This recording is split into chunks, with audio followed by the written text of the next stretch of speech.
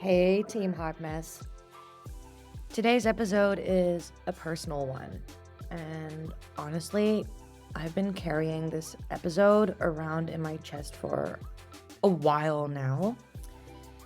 And yeah, you can just look at it like a journal entry that I'm sharing with you. Over the past 2 years, a huge part of my life has revolved around helping take care of my grandpa. And caregiving is one of those things that changes you quietly. It changes your nervous system, your priorities, your relationship with time, with ambition, with guilt, and with love.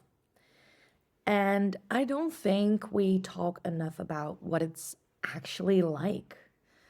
The weird in between space of trying to build your own life while also watching someone you love become more fragile. The exhaustion, the tenderness, the frustration, the I can do this moments, and the moments where you absolutely can't anymore. So, today, I want to talk honestly about what these past 2 years taught me. Not as an expert, just as a human being trying to hold a lot of love and a lot of life at the same time.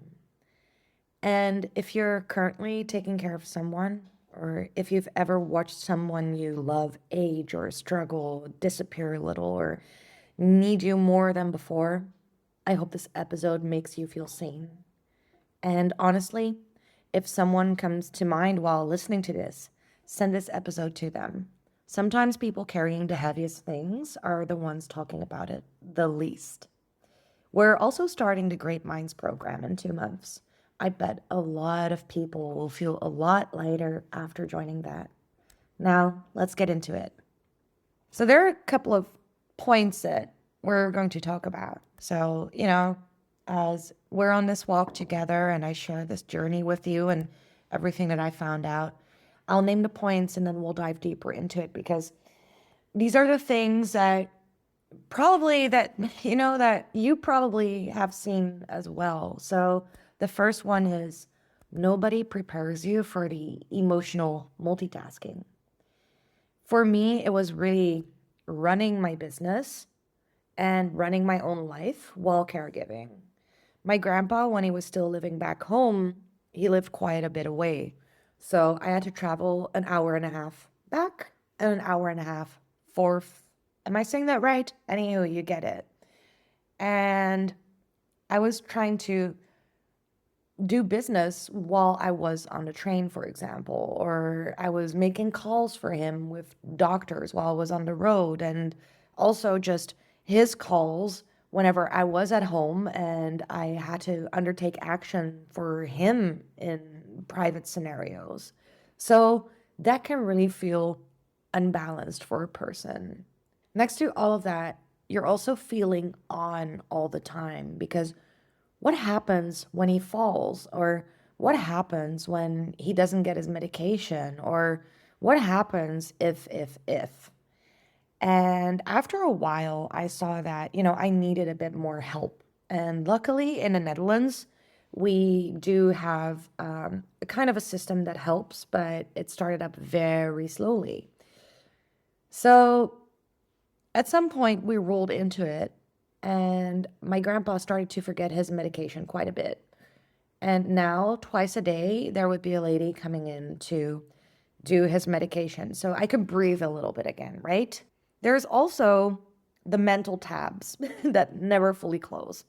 And if you've known me a little bit by now, you know that my mental tabs are never fully closed. I mean, I'm gifted and I have ADHD. So that's already a very hard one for me.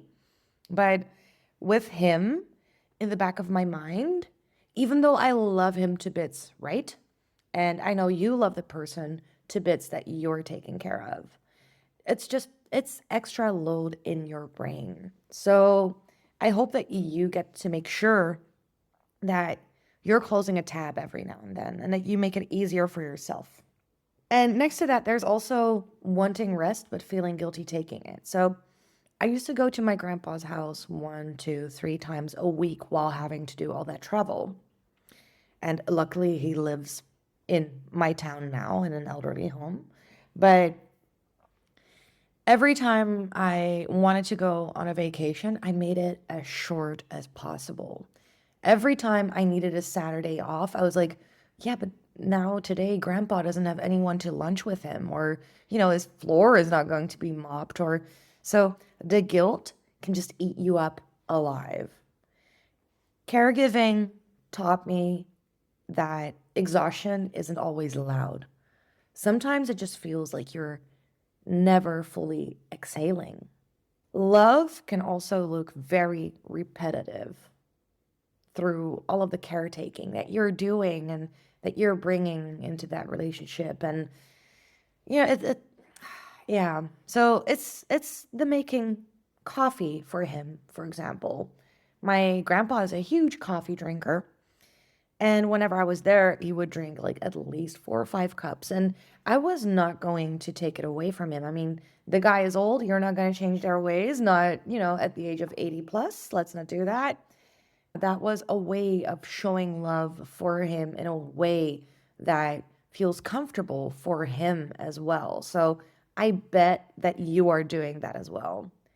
It's also the repeating conversations, especially now. My grandpa had a fallback with his dementia and everything a couple of weeks ago, and now they're getting more heavy. And up until a year ago, grandpa was still quite sharp, actually.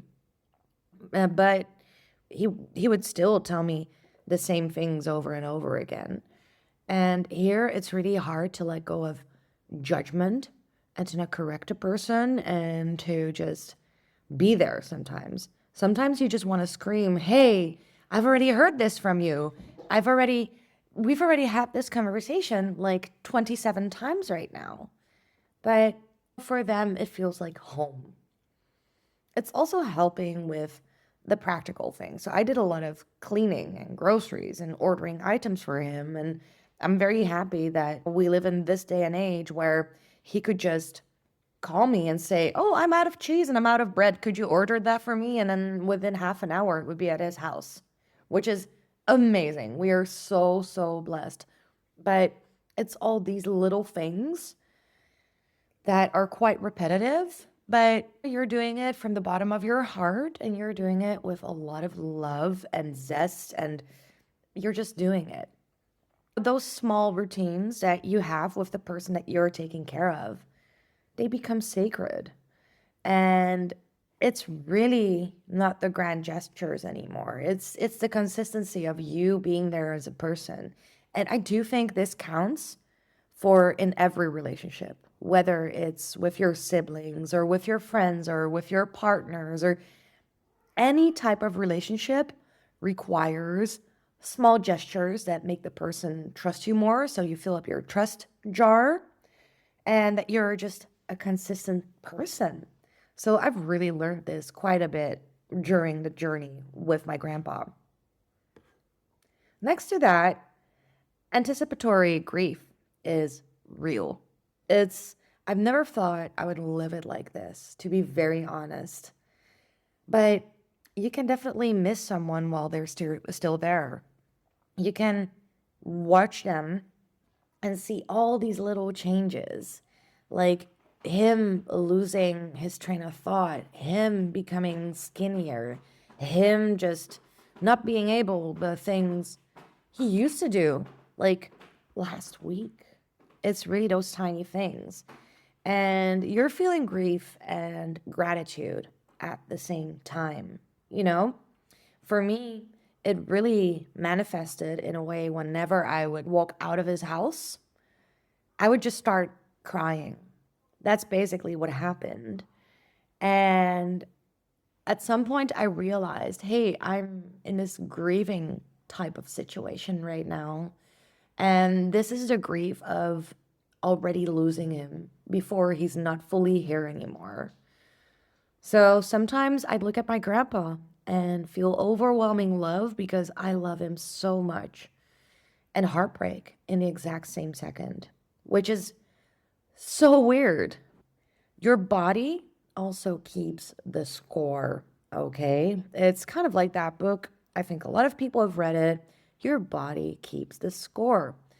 So, in this sense, stress can show up physically. And for me, it was in forms of rashes, for example.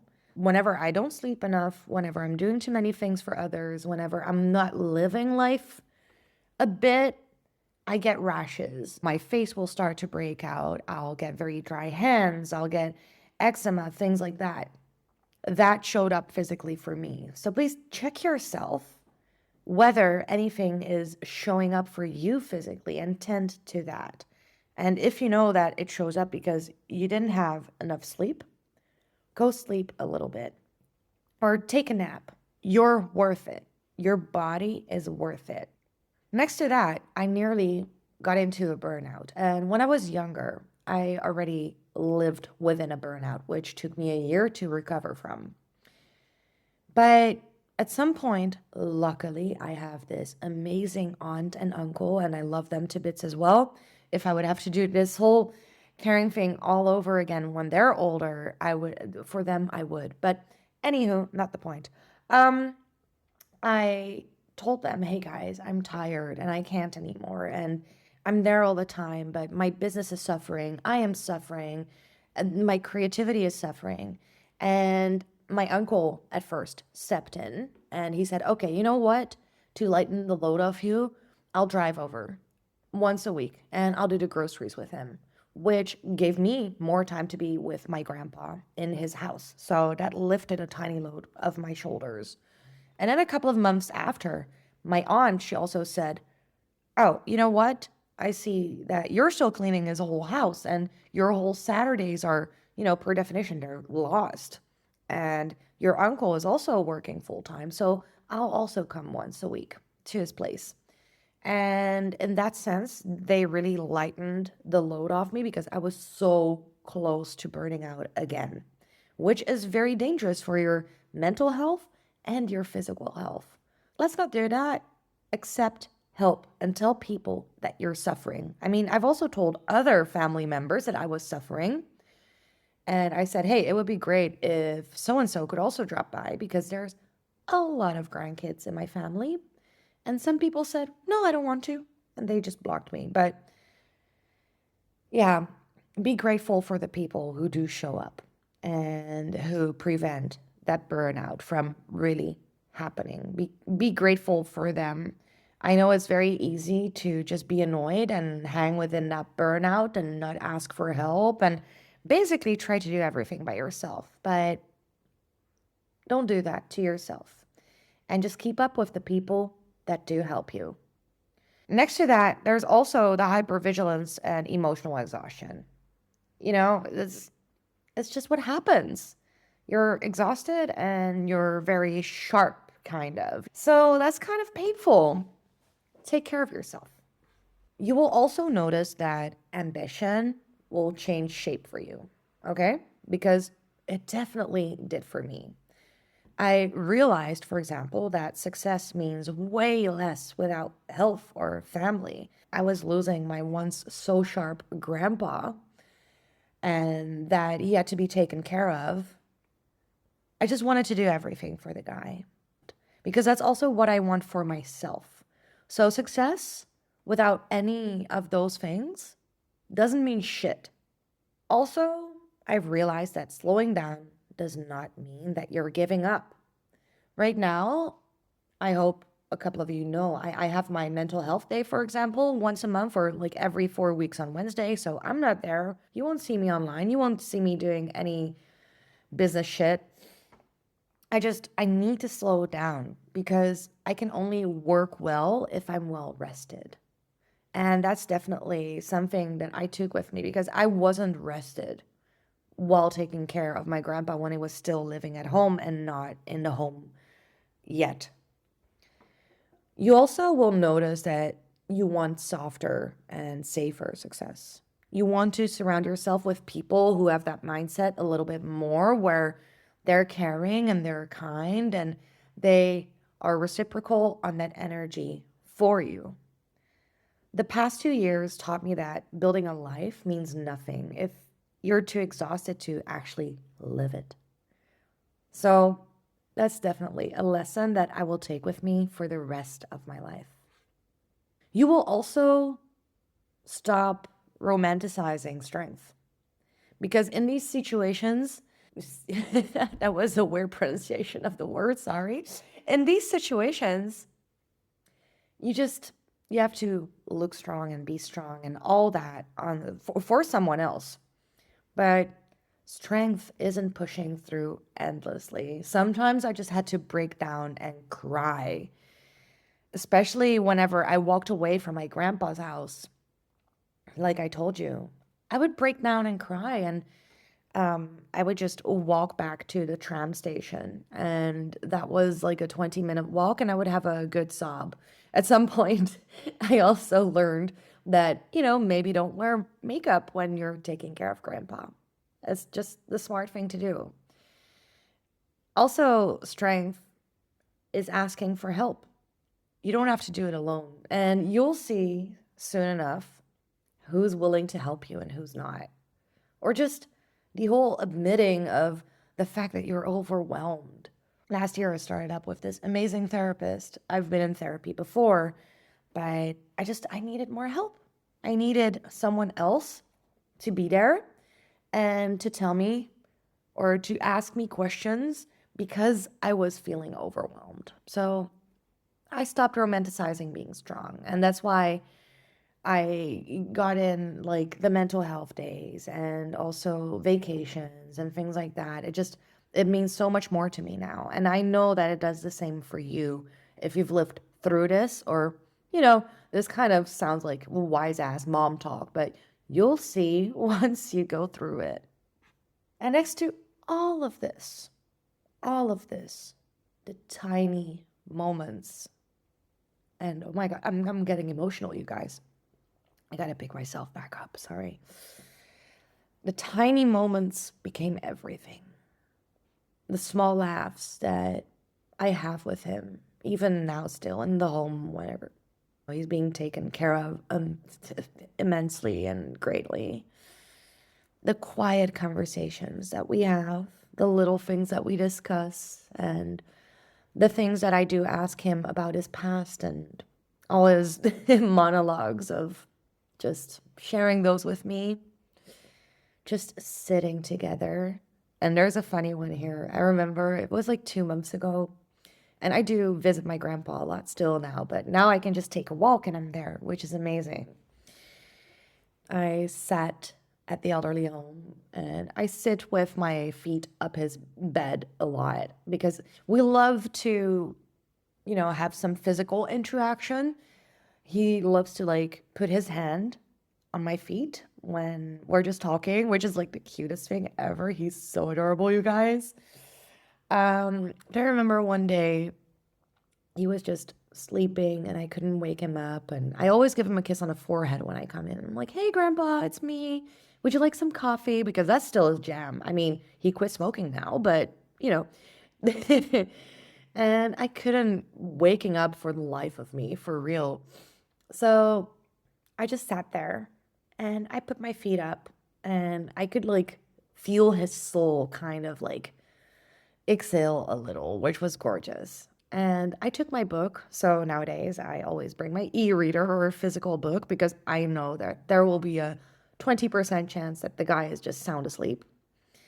And I read, and I think I sat there and read for like 2 hours, which is great because normally I don't take that time to do that. So I just sat there and read, and at some point I was like, okay, 2 hours in, I've been reading, I gotta go back to work, and I feel well rested, and I feel happy that I hung out with the guy. So I gave him a kiss, and I stroked his chest a little bit. Like we're just very physical and not in a weird way. And then I walked away, and apparently he felt me leaving the room. So there was this nurse and she ran after me. She was like, Jen, hold up, your grandpa, he woke up, which was the cutest thing. And I saw my tiny little grandpa running after me. And he was like, but I was asleep for like the whole time that you were there, and then you went away, and I feel so sorry. And boo, boo, boo, boo, boo. And I was like, dude, that's okay. You're old. And I enjoy hanging out with you regardless. And it's really that those tiny moments that I still get to share with him. And I know it's the same for you as we go on this walk together. It's those tiny moments. It's those little things that make you love them deeply, very, very deeply. And you'll still get your familiar routines together, like when I was a kid, it was like every 2 weeks I would sleep at my grandpa and grandma's place. And, now it's drinking coffee at least 2 or 3 times a week together. Or, yeah, once a month we try to do something fun. And it's all these tiny things that just ties the bond up closer for this gorgeous relationship that you're having with your family member or a neighbor or, someone who's older than you and who you love. So, if there's one thing these past years taught me, it's this: life is way more fragile than we act like it is. And the people we love, they're not interruptions to our lives. They are our lives. I still don't think I fully processed everything caregiving changed in me. Maybe I won't for a while, but I do know that it made me softer, more aware, more human.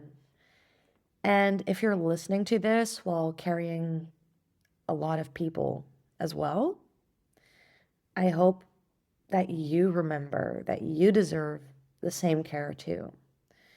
Not only when you break, not only when everything is done, but right now. And thank you for being here with me today, my dear, dear Team Hot Mess. I'm so proud of you. And if this episode resonated with you, feel free to share it with someone who might need it too. Quiet caretakers especially, because they don't talk. I didn't talk at first. You have to learn it. And also keep an eye out on my socials and website for the Great Minds Project, which is launching soon, okay? That will definitely help. Take care of yourself a little extra today. If you don't do it for you, do it for me, because I don't want to lose you.